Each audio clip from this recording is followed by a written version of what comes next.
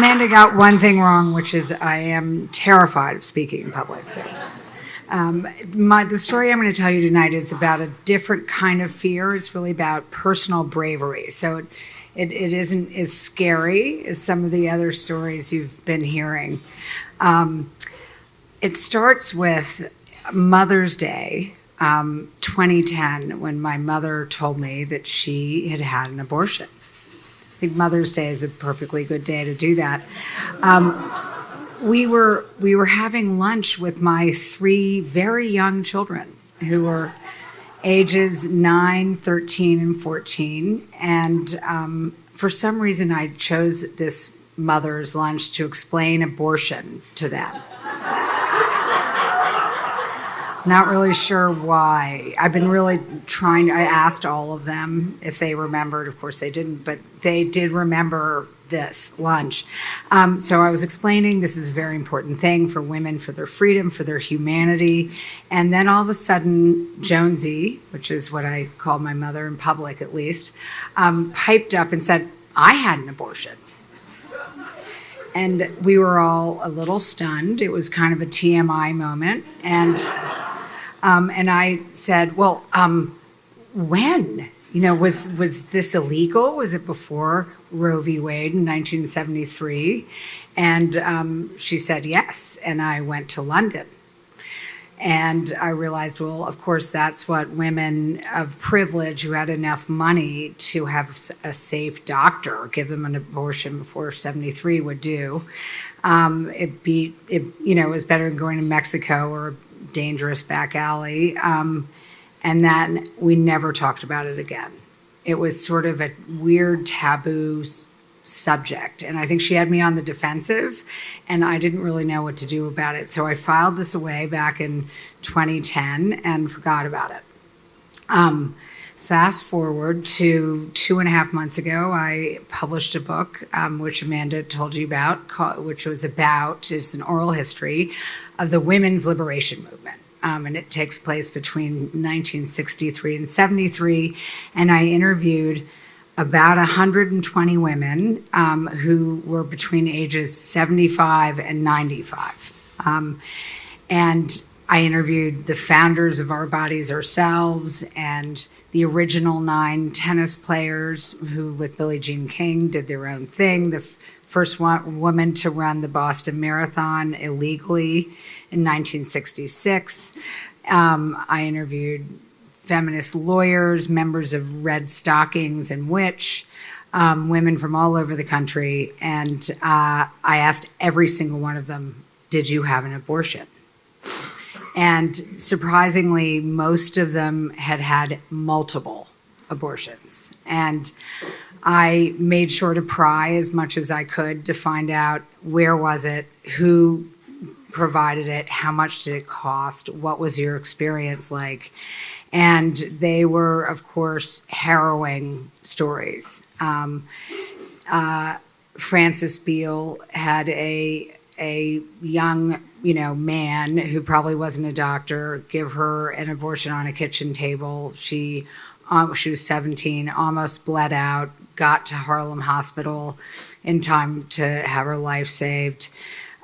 Faye Waddleton was in Harlem Hospital watching women die in the ward that they had specifically for women with botched abortions.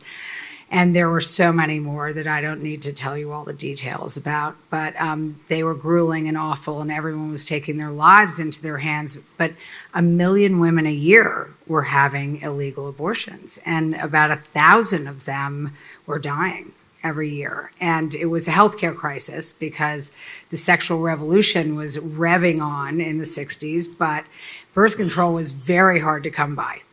It was not legal for single women nationally until 1972.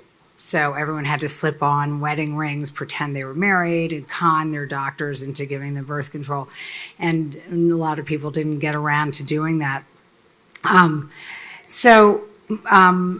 My mother was born the year after Gloria Steinem. She was born in 1935, and which put her kind of smack in the middle of the group of women who I was interrogating. And But she was not a movement feminist. She was not a member of NOW or NARAL. She never protested. She didn't really think that sisterhood was powerful. And in fact, the second wave feminists would probably call her a man junkie. It was a description they had for boy crazy men. Jonesy loved men, and men loved Jonesy. I remember she reinvented herself by 1968. She was widowed. My father died when I was only 3, and she was a then very traditional 50s housewife living in the suburbs of Louisville, Kentucky, and realized she had to leave and moved me and my brother up to New York to the Upper West Side, where she hit the late 60s. And I remember watching her get dressed to go out at night. She would wear white patent leather, knee-high go-go boots and very short hot pants. And then she would tease her hair for a long time into a beautiful big beehive and go out on the town. My grandmother, her mother, would always say to me, "Your mother's a male magnet." But all of that magnetic energy wasn't always the greatest thing for me growing up. When I was in college, with that stage, we'd moved to Washington. I came home on vacation to get my wisdom teeth taken out, all 4 of them impacted, horrible. We're leaving the dentist office, and I'm woozy, and all of a sudden, Jonesy runs into David Blundy, very dashing English foreign correspondent, who she suddenly starts flirting with. And they're walking down K Street, and we're passing our car, which is down at the thing. And all of a sudden, David says, "Well, would you like a ride?" And she said, "Sure, that would be great." And I was like, "What? What is going on?" And all of a sudden, I found myself climbing into his VW bug that had newspapers all the way up to the seat and clutching my knees. And he took us home. I promptly went upstairs and threw up. And she was like, "See you later. I got to go get our car." Yeah. So that was a typical thing. By the time I was a senior in college and starting to take myself seriously, she was dating the humorist and writer Christopher Buckley, who it was one of the great loves of her life. And he was 17 years younger than she was. It was such a triumph. He was only 10 years older than I was. So this meant that I was a major liability. It was Thanksgiving vacation, so I had to come home, and she instructed me, "Go directly to your room. Do not talk to anybody at the party." They were having a Brideshead Revisited costume party. It was 1983 when Brideshead was sort of the great show on PBS. And she said, "But if you run into anybody and they talk to you, tell them you're a freshman, not a senior." So I ended up running to my room, and I was very obedient and decided not to blow her cover, and didn't meet anybody. So that continued to happen. When I got married, she was very upset that I gave my real age to the New York Times. She started crying on the wedding day. With my friends, my girlfriends, she would always insist on sitting next to their husbands. It would be like, "Here's your seat next to Mary Beth." "No, can I sit next to Chris?" It was just so blatant and obvious. And therefore, I had a lot of trouble as a young feminist respecting this attitude that she had. She died in October of 2020. I had started working on the book a year before, and because it wasn't really her topic, we didn't talk about it a lot. At that stage, she'd found her career and was a book editor, which she'd done for 30 years. But even so, we didn't really talk much about my book before she died. And then about 2 years later, I was writing a chapter very late February about Ms. Magazine and the first issue that came out, which was January of 1972. And inside the centerfold of that issue was a huge banner headline that said, "We have had abortions."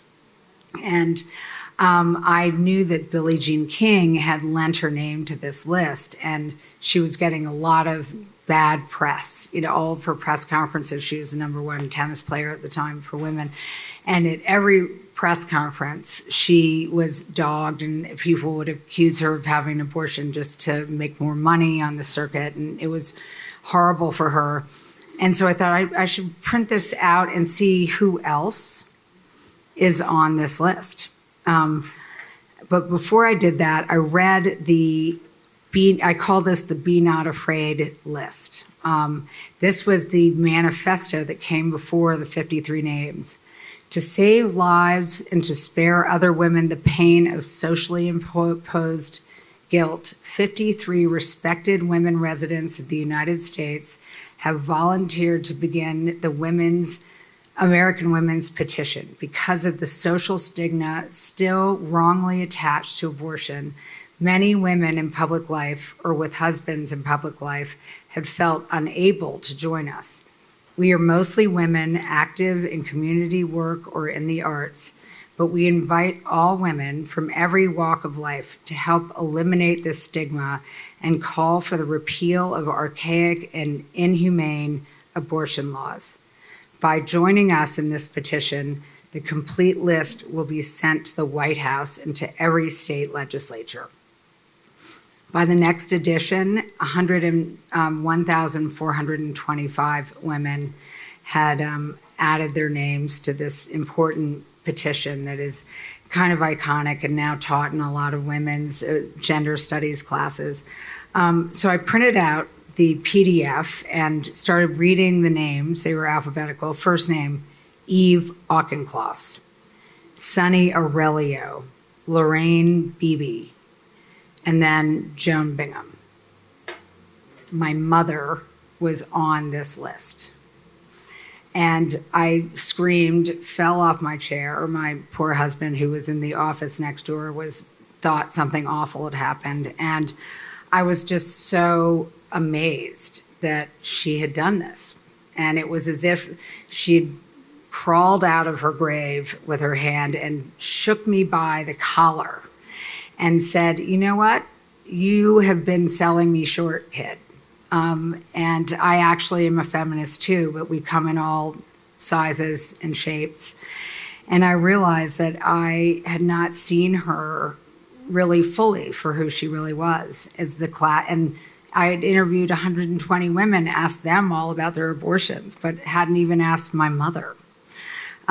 So I thought the only way to honor her would be to dedicate the book to her. So I did.